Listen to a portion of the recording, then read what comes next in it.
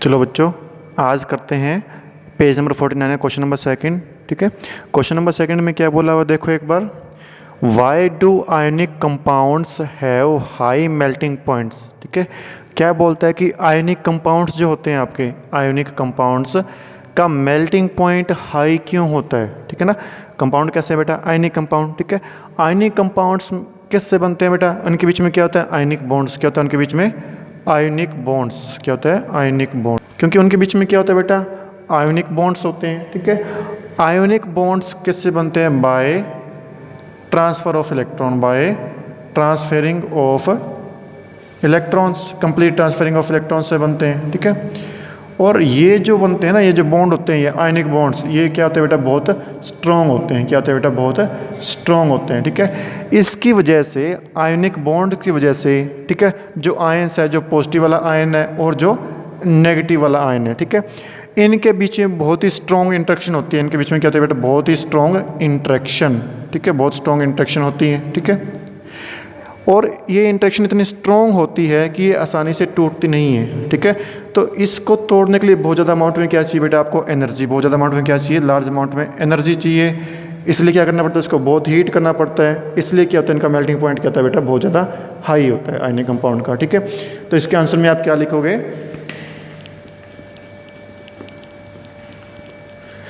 Ionic compounds are formed, ionic compounds have ionic bonds, ionic compounds have ionic bonds which are very strong। ठीक है, ions have strong interactions between them, has strong interactions between them। To break this strong interaction, to break this strong interaction,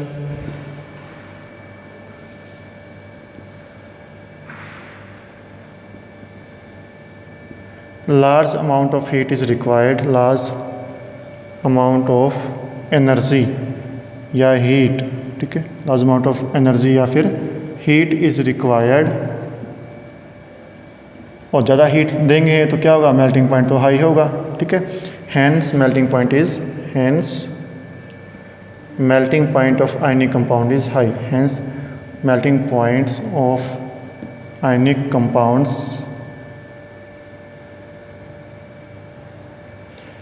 is high. ठीक है बेटा, क्या बताया मैंने कि ionic compound जो होते हैं उनके बीच में क्या होता है बेटा, आयनिक बॉन्ड्स होते हैं जो कि क्या होते हैं, बहुत स्ट्रॉन्ग होते हैं। ठीक है, और स्ट्रॉन्ग क्यों क्यों क्यों होते हैं, क्योंकि जो आयंस बनते हैं उनके बीच में क्या होती है, स्ट्रॉन्ग इंट्रैक्शन होती है। ठीक है, और इस इंट्रैक्शन को तोड़ने के लिए, ठीक है, इस इंट्रैक्शन को तोड़ने के लिए बहुत लार्ज अमाउंट में क्या चाहिए, आपको एनर्जी चाहिए, हीट चाहिए। ठीक है, जब आप इतनी हीट देते, इसलिए क्या होता है, इनका मेल्टिंग पॉइंट क्या होता है बेटा, इतना हाई होता है। ठीक है, क्योंकि इनमें स्ट्रॉन्ग आयनिक इंट्रैक्शंस होती हैं। ठीक है, करते हैं पेज नंबर 53 पे इन टेक्स्ट क्वेश्चन। फर्स्ट क्वेश्चन क्या पूछा आपसे, define the following terms. In terms को डिफाइन करता है। फर्स्ट क्या है, मिनरल। फर्स्ट टर्म क्या है बेटा, आपकी मिनरल। ठीक है, मिनरल क्या होते हैं, ठीक है, आपके जो भी एलिमेंट होते हैं, कार्बन, नाइट्रोजन, ऑक्सीजन, हाइड्रोजन, जो भी एलिमेंट होते हैं या जो भी कंपाउंड होते हैं, CO2 हो गया, NH3 हो गया। ठीक है, ये जो नेचुरल एलिमेंट और कंपाउंड जो हैं, जो आपको नेचुरली अर्थ क्रस्ट से मिलते हैं, इनको हम क्या बोलते हैं, मिनरल्स बोलते हैं। ठीक है ना, नेचुरली जो अर्थ क्रस्ट से आपको मिलते हैं उन्हीं को हम क्या बोलते हैं, मिनरल्स बोलते हैं। ठीक है, तो क्या लिखोगे आप, द एलिमेंट्स और कंपाउंड, द एलिमेंट्स और कंपाउंड्स विच occur नेचुरली, ठीक है, in earth's crust are known as minerals. ठीक है, एलिमेंट्स और कंपाउंड जो नेचुरली अपने आप अर्थ क्रस्ट के अंदर बने होते हैं या हमें वहाँ से मिलते हैं, ठीक है, उन्हीं को हम क्या बोलते हैं, मिनरल्स बोलते हैं। ठीक है, इसी का बी पार्ट देख लेते हैं, क्या पूछा हुआ आपसे, और क्या पूछा बेटा, और क्या होते हैं, ठीक है। मिनरल्स पढ़ लिया आपने, ठीक है। इसी से हमारा क्या निकलेगा, और निकलेगा। और क्या होता है, ठीक है। ये जो आपके मिनरल्स हैं, ठीक है, आपके जो मिनरल्स हैं, ठीक है, इसमें से जब हम एक प्योर मेटल को एक्सट्रैक्ट करते हैं, ठीक है ना बेटा, मिनरल्स में से हम प्रॉफिटेबली किसी मेटल को जब एक्सट्रैक्ट करते हैं तो इन्हीं मिनरल्स को हम क्या बोलते हैं, और बोलते हैं, ठीक है। तो और क्या होगा, the minerals from which a metal can be extracted निकाल ले लेना, ठीक है, extracted profitably is known as या आर नोन एज ओर्स, ठीक है बेटा। वो मिनरल्स जिसमें से आप एक मेटल को आसानी से, ठीक है, या प्रॉफिटेबली एक मेटल को ऑब्टेन्ड कर सकते हो, प्योर मेटल को, ठीक है, उन मिनरल्स को हम क्या बोलते हैं, और बोलते हैं, ठीक है। जल्दी से ए और बी पॉइंट को नोट कर लो। उसके बाद आता है आपका पॉइंट सी। अब करना है इसी का सी पार्ट। क्या पूछा आपसे, गैंग क्या होता है, GANGUE गैंग, ठीक है।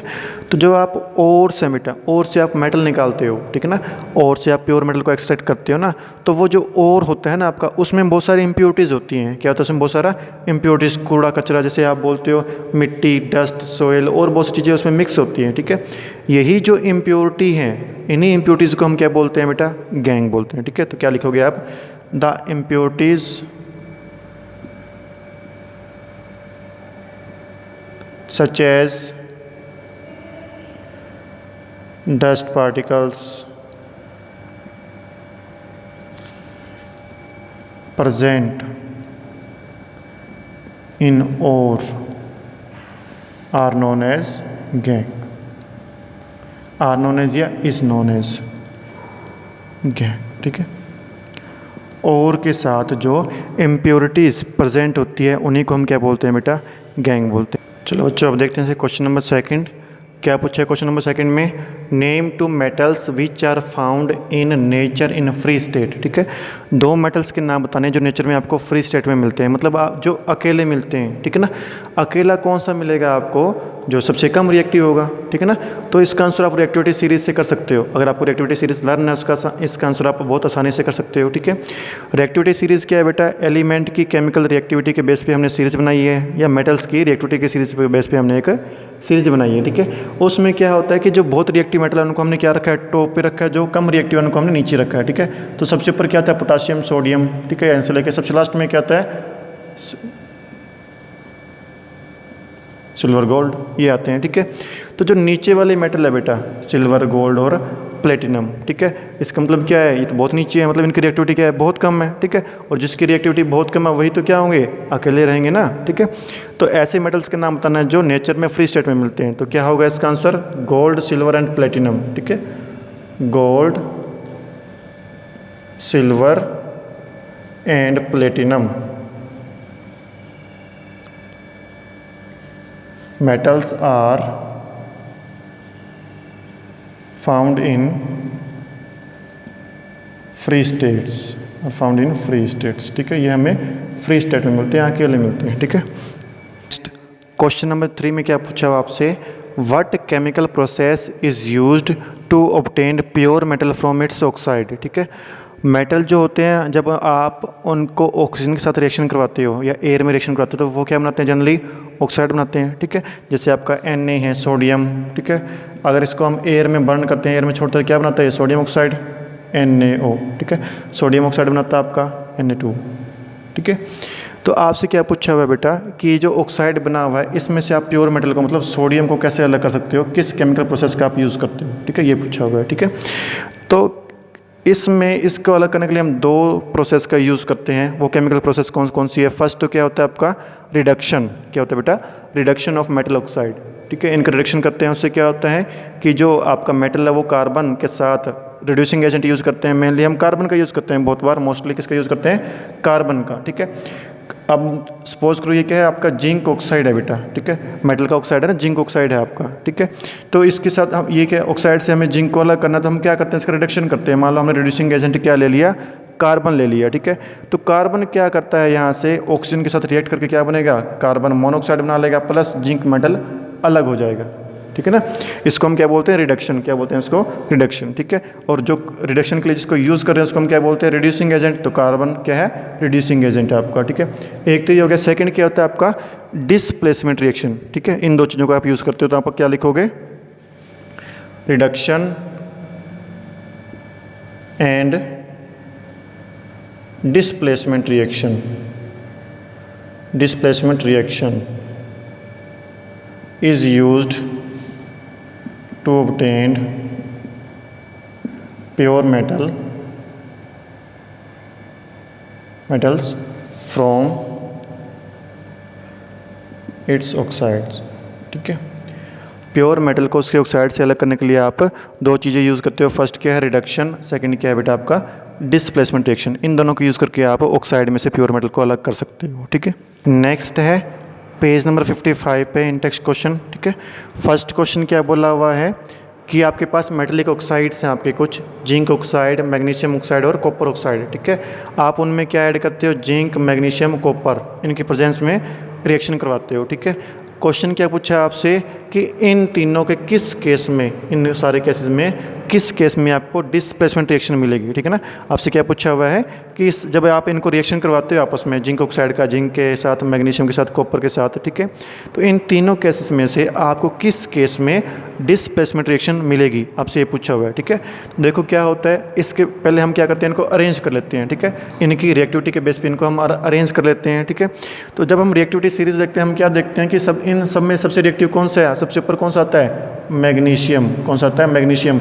उसके बाद आता है जिंक का नंबर, फिर आता है बेटा आपका कॉपर, Cu, कॉपर का नंबर, ठीक है। मतलब मैग्नीशियम इन सब में सबसे रिएक्टिव है, फिर जिंक है, फिर कॉपर है, ठीक है। तो आप देखते हैं फर्स्ट क्या है, जिंक ऑक्साइड, ठीक है। अगर जिंक ऑक्साइड की हम रिएक्शन करते हैं जिंक के साथ, जिंक ऑक्साइड और जिंक के दोनों की रिएक्टिविटी क्या है, सेम, तो क्या होगा, कोई रिएक्शन नहीं होगी। हमें बताना क्या है, सिर्फ डिस्प्लेसमेंट रिएक्शन बतानी है, ठीक है। सेकंड देखो, जिंक ऑक्साइड के साथ मैग्नीशियम लिया है हमने बेटा, क्या लिया है, जिंक ऑक्साइड के साथ मैग्नीशियम। यहाँ पे रिएक्शन लिख लेते हैं साथ में, जिंक ऑक्साइड प्लस मैग्नीशियम, ठीक है। अब मैग्नीशियम देखो यहाँ पे इसकी रिएक्टिविटी क्या है बेटा, इन तीनों से ज़्यादा है, जिंक से भी ज़्यादा है ना रिएक्टिविटी मैग्नीशियम की। तो मैग्नीशियम ताकतवर है, क्या करेगा, इसको जिंक ऑक्साइड को यहाँ से हटा देगा, डिस्प्लेस कर देगा। तो क्या बनाएगा, मैग्नीशियम ऑक्साइड प्लस जिंक। मतलब इस केस में क्या होगी, आपकी डिस्प्लेसमेंट रिएक्शन होगी, ठीक है। वही आपको लिखना है, जहाँ जहाँ डिस्प्लेसमेंट रिएक्शन हो रही है वो लिख रहे हैं हम, तो इसमें क्या होगी, आपकी डिस्प्लेसमेंट रिएक्शन हो जाएगी, ठीक है। सेकंड देखो, नेक्स्ट क्या है, zinc oxide plus copper. Zinc oxide plus copper. Copper को देखो बेटा, कॉपर क्या है, जिंक से नीचे है, मतलब जिंक से वीक है, कम रिएक्टिव है। तो जो कम रिएक्टिव है वो ज़्यादा रिएक्टिव को डिस्प्लेस कर सकता है, कभी हटा सकता है, नहीं हटा सकता, ठीक है। तो इस केस में क्या होगी, आपकी नो रिएक्शन, ठीक है। डिस्प्लेसमेंट रिएक्शन इस केस में नहीं होगी। सेकंड देखते हैं मैग्नीशियम ऑक्साइड का, ठीक है। क्या है आपके पास, मैग्नीशियम ऑक्साइड, मैग्नीशियम ऑक्साइड, ठीक है। ये सीरीज देखो बेटा, इसमें सबसे ऊपर टॉप पे कौन है, मैग्नीशियम। मतलब मैग्नीशियम क्या है, सबसे रिएक्टिव है, ठीक है। तो सवाल ही नहीं उठता कि इनमें से कोई इसको डिस्प्लेस कर पाएगा, कर सकता है कोई डिस्प्लेस। देख लेते हैं, फर्स्ट क्या है, मैग्नीशियम ऑक्साइड में क्या ऐड किया बेटा आपने, जिंक किया है, ठीक है। देखो मैग्नीशियम ऑक्साइड प्लस जिंक, कुछ बनेगा। जिंक क्या है, मैग्नीशियम से कम रिएक्टिव, तो क्या इसको ये हटा सकता है यहाँ से, ये पॉसिबल नहीं है। तो क्या होगा इसमें, नो रिएक्शन, कोई रिएक्शन नहीं होगी, डिस्प्लेसमेंट रिएक्शन नहीं होगी। सेकंड क्या है, मैग्नीशियम में मैग्नीशियम ऐड कर रहे हो, डिस्प्लेसमेंट रिएक्शन पूछे, डिस्प्लेसमेंट रिएक्शन तो होने से रही, यहाँ पे दोनों सेम है ना। ने कॉपर, कॉपर तो बहुत ज़्यादा वीक है, तो इस केस में भी नहीं होगी डिस्प्लेसमेंट रिएक्शन, ठीक है। थर्ड देखते हैं, कॉपर ऑक्साइड, ठीक है। कॉपर ऑक्साइड में क्या ऐड कर रहे हो बेटा आप, जिंक ऐड कर रहे हो, ठीक है। जिंक कहाँ है, कॉपर से ऊपर है, मतलब कॉपर से स्ट्रॉन्ग है जिंक। तो क्या करेगा जिंक, कॉपर ऑक्साइड में से कॉपर को बाहर निकाल देगा, मतलब यहाँ पे डिस्प्लेसमेंट रिएक्शन होगी, ठीक है। कॉपर क्या है बेटा, सबसे वीक है, तीनों में से सबसे वीक है ना। तो ऊपर वाले दोनों बाकी कैसे रिएक्टिव हैं, तो दोनों क्या करेंगे, इसको बाहर निकालेंगे, तो दोनों केस में क्या होगी, आपकी डिस्प्लेसमेंट रिएक्शन होगी, ठीक है। मैग्नीशियम क्या है, जिंक से भी स्ट्रॉन्ग है, जब जिंक उसको निकाल रहा है और मैग्नीशियम जिंक से भी स्ट्रॉन्ग है, तो मैग्नीशियम तो उसको बाहर निकालेगा ही निकालेगा। तो इस केस में भी क्या होगा, आपका डिस्प्लेसमेंट रिएक्शन हो जाएगी, ठीक है। डिस्प्लेसमेंट रिएक्शन, कॉपर ऑक्साइड में कॉपर ऐड कर रहे हो, क्या डिस्प्लेसमेंट रिएक्शन हो सकती है, दोनों की रिएक्टिविटी इक्वल है, सेम है, तो डिस्प्लेसमेंट रिएक्शन आपकी नहीं होगी, ठीक है। ये लिखना था आपको, बहुत ईजी क्वेश्चन था ये। नेक्स्ट क्वेश्चन देखो क्या बोला हुआ है, question number second, which metals do not crore easily. Which metals do not crore easily, मतलब क्या है क्वेश्चन का, कि ऐसे कौन से मेटल्स हैं जिन पे आसानी से जंग नहीं लगता, ठीक है ना। देखो मेटल्स जो रिएक्टिव होंगे, ठीक है ना, जो मेटल्स क्या होंगे आपके रिएक्टिव होंगे, वो रिएक्शन करेंगे, है ना। जैसे मान लो आपका सोडियम पोटेशियम क्या है, बहुत रिएक्टिव है, तो वो क्या करते हैं, एयर के साथ अपने आप रिएक्शन करते रहते हैं, ठीक है, और क्या बनाते हैं, ऑक्साइड बनाते हैं, ठीक है। तो जिनमें रिएक्टिविटी होगी वहीं तो क्या होगा, कोई ना कोई रिएक्शन होगी, कोई ना कोरोजन भी होगा वहाँ पे, है ना, उस पर कुछ कचरा भी जमेगा, कुछ खराबी भी होगी उसमें, ठीक है। लेकिन क्या होता है, कुछ मेटल क्या होते हैं जो बहुत ही कम रिएक्टिव होते हैं, जो किसी के साथ रिएक्शन करते नहीं है, जिनको किसी से कोई मतलब नहीं है, ठीक है, तो वो उनके साथ कोई रिएक्शन करता ही नहीं है, तो वो क्या होंगे, उन पर कोई इफेक्ट पड़ेगा किसी चीज़ का, वो बहुत कम रिएक्टिव, वो एयर के साथ रिएक्शन नहीं करते, ऑक्सीजन के साथ नहीं करते, वाटर के साथ नहीं करते। जब वो रिएक्शन नहीं कर रहे तो उनके ऊपर उनके साथ कोई चीज़ बनेगी नहीं, उनके ऊपर कोई चीज़ जमेगी नहीं, कोई कंपाउंड उनके साथ बनेगा नहीं, तो वो क्या होंगे, कोरोड आसानी से नहीं होंगे, ठीक है। तो ऐसे कौन से हैं जो बहुत कम रिएक्टिव होते हैं, ठीक है। जब हम रिएक्टिविटी सीरीज़ की बात करते हैं तो सबसे टॉप पे क्या आता है, सोडियम पोटेशियम, ये तो बहुत रिएक्टिव होते हैं। जैसे जैसे हम नीचे जाते हैं तो क्या मिलता है हमें, सिल्वर, गोल्ड, है ना, ये क्या होते हैं, बहुत ही कम रिएक्टिव होते हैं, ठीक है। तो जो मेटल बहुत ही कम रिएक्टिव है वो ही क्या होंगे बेटा, आपके कोरोड नहीं होते, ठीक है। इसका आंसर दो टाइप से लिख सकते हो आप, सिंपल दो मेटल्स के नाम बता सकते हो आप, सिल्वर, गोल्ड, ठीक है, या आप ऐसे बोल सकते हो, metals which are metals like gold and silver which are very less reactive, which are very less reactive, do not corrode easily, do not corrode easily, ठीक है। ऐसे मेटल्स गोल्ड और सिल्वर जो बहुत ही कम रिएक्टिव, जो रिएक्शन नहीं करते किसी के साथ, वो क्या होंगे बेटा, आसानी से कोरोड नहीं होंगे, उनके ऊपर आसानी से जंग नहीं लगेगा, जल्दी से वो ख़राब नहीं होते हैं, ठीक है। अलॉयज़ क्या होते हैं भाई, ठीक है। तो अलॉयज़ क्या होते हैं बेटा, देखो जैसे गोल्ड है, ठीक है ना, गोल्ड मेटल जो होता है जो प्योर फॉर्म में होता है, प्योर फॉर्म गोल्ड को हम क्या बोलते हैं, 24 कैरेट, क्या बोलते हैं उसको, 24 कैरेट गोल्ड, ठीक है, ये बोलते हैं। 24 कैरेट का गोल्ड जो है बहुत प्योर है, ठीक है। लेकिन क्या इसके साथ दिक्कत क्या है कि इतना प्योर है, प्योरिटी के साथ साथ क्या है, इसमें सॉफ्टनेस है वो भी बहुत ज़्यादा है, ठीक है। ये क्या होता है, बहुत सॉफ्ट होता है आपका, ठीक है, इतना सॉफ्ट होता है कि इसको आप हाथ लगाओगे हल्का सा तो उससे क्या होगा, इसकी शेप चेंज हो जाएगी, ठीक है ना। तो क्या इसको यूज़ करके आप अपनी सोने की अंगूठी, चेन, हार कुछ बना सकते हो आप, नहीं ना। मानो आपने सोने की अंगूठी पहनी, किसी के साथ हैंड शेक किया तो क्या हो गया, इतना ये तो सॉफ्ट है, तो क्या हो जाएगा, अंगूठी का बॉल बन जाएगी आपकी, है ना। तो इसलिए कि हम क्या करते हैं कि इसकी जो सॉफ्टनेस है उसको थोड़ा सा कम करने के लिए हम क्या करते हैं, इसमें कोई ना कोई और मेटल या कोई नॉन मेटल ऐसा ऐड करते हैं जिसमें क्या हो बेटा, जिसकी प्रॉपर्टी कैसी हो, हार्डनेस की प्रॉपर्टी हो, जो बहुत हार्ड होता हो, ठीक है, ताकि इसमें भी थोड़ी सी हार्डनेस आ जाए, ठीक है। उसको एडिशन करने के बाद जो आपका जो मिक्सचर मिलता है, हमें जो कंपाउंड मिलता है, उसको हम क्या बोलते हैं, अलॉय बोलते हैं, क्या बोलते हैं, अलॉय। इट मीन्स अलॉयज़ क्या होते हैं बेटा, होमोजीनियस मिक्सचर होते हैं, किस चीज़ के, 2 और मोर मेटल्स के या मेटल और नॉन मेटल के, ठीक है। तो क्या लिखोगे आप आंसर में, अलॉयज़ आर, ऐसे लिखो, an alloy is a homogeneous mixture of